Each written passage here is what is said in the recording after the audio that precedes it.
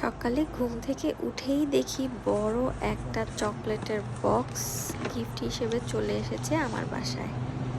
এত এত চকলেট দেখলে কার না মন ভালো হবে বলেন তো। এখানে অনেক ধরনের অনেক রকমের চকলেটই কিন্তু ছিল, যেমন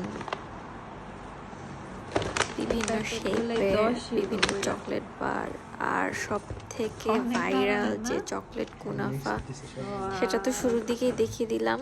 এই যে এটা হচ্ছে ডার্ক চকলেট।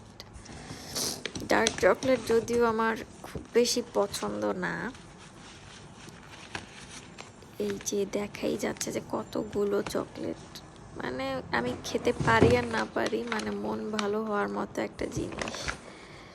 এরপর ছোট ছোট বক্স আছে, এগুলোর মধ্যেও বিভিন্ন শেপের চকলেট ছিল। এটা একটু কাইন্ড অফ